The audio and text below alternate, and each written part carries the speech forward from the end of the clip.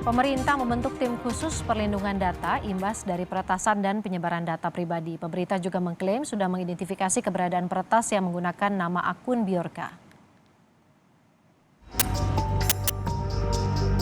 Pemerintah mengeklaim sudah mengantongi identitas peretas data Bjorka. Menko Polhukam Mahfud MD menyebut belum ada data rahasia negara yang bocor oleh Bjorka. Meski demikian, Mahfud meyakinkan pemerintah memiliki kemampuan untuk melacak siapa dan di mana lokasi Bjorka berada. Pemerintah juga akan membentuk Satgas Perlindungan Data untuk mengantisipasi kasus kebocoran data seperti yang dilakukan Bjorka. Untuk itu, masyarakat diminta tetap tenang. Kita terus menyelidiki karena sampai sekarang ini memang gambaran pelakunya sudah teridentifikasi dengan baik oleh BIN dan Polri, tetapi belum bisa diumumkan.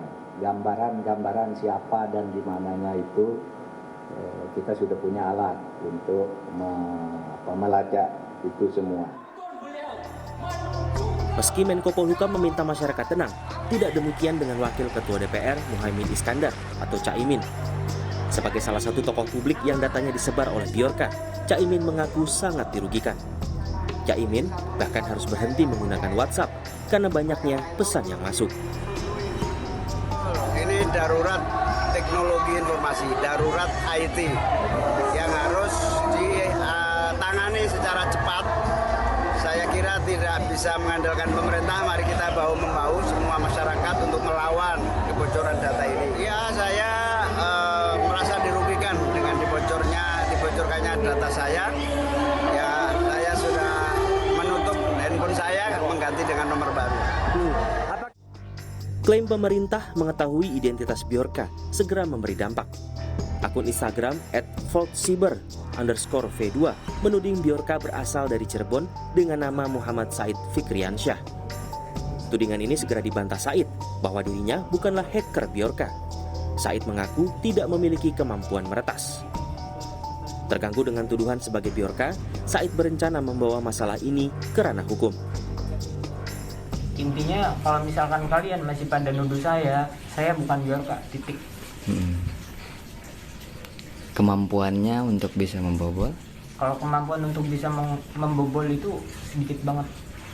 Lebih suka ke ngedit. Mungkin bakalan nanti akan ke Polres. Untuk menyelidiki yang tentang fault. Maksudnya mau lapor polisi? Oke. Merasa terganggu nggak dengan kondisi ini? Terganggu banget. Persoalan keamanan data khususnya siber, negara sebetulnya bertumpu pada Badan Siber dan Sandi Negara atau BSSN. Namun entah mengapa, aksi kejahatan yang diperbuat Bjorka bisa muncul. Dev Laksono, anggota Komisi 1 DPR menyebut, BSSN selama bekerja tanpa undang-undang. Nah, BSSN itu kan awalnya itu dalam lembaga sandi negara Lemsanek itu telah berdiri sejak 1946, tapi sampai hari ini belum memiliki undang-undang. Itu hanya berdasarkan Kepres. Nah, memang untuk kedepannya memastikan perlindungan yang kuat, dibutuhkan suatu lembaga yang memang bertugas fungsinya itu adalah untuk menjaga keamanan dan kedaulatan cyber. Jadi perlu dibentuk undang-undang yang baru dan itu memberikan otoritas dan juga memberikan kekuatan kepada BSSN untuk mengejar para hacker. Nah, apakah itu berarti nanti BSSN yang menjadi pengampu data? Ya belum tahu. Kembali lagi tergantung pemikiran dan pandangan dari presiden nanti. Kebocoran atau peretasan data bukanlah kali pertama terjadi. Perburuan terhadap peretas dan membentuk tim khusus perlindungan data tengah dilakukan. Namun, apa yang seharusnya dilakukan agar kejadian serupa tak terulang? Kalau sehubungan dengan data yang dikelola oleh instansi pemerintah, jujur saja kita tidak bisa apa-apa. Paling kita berdoa kepada Tuhan Yang Maha Esa, semoga mereka disadarkan bahwa mereka mengelola data, dan kalau data ini bocor, yang menderita itu yang punya data. Nah, seperti Bjorka ini memberi contoh bahwa kalau misalnya yang bocor pejabat negara dibocorkan, yang menderita itu dia harus ganti nomor telepon, jadi diketahui nama orang tuanya, diketahui nomor NIK dan KK-nya. Jadi hal itu yang perlu dilakukan. Kalau untuk pribadi sih, mereka lakukan standar pengamanan data yang baik lah. Jangan menyimpan password yang sama untuk berbagai macam account, pakai password manager, aktifkan two-factor authentication, dan hal-hal seperti itu ya yang dapat dilakukan. Sejumlah pejabat publik menjadi korban penyebaran data pribadi oleh Bjorka, mulai dari Puan Maharani, Erick Thohir, Samuel Pangerapan, Johnny G. Plate, Luhut Binsar Panjaitan, Tito Karnavian, Anies Baswedan, termasuk Muhaimin Iskandar.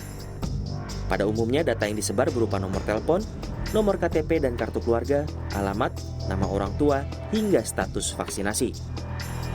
Selain pejabat publik, Bjorka juga diduga telah membocorkan dengan cara menjual data pribadi penduduk Indonesia.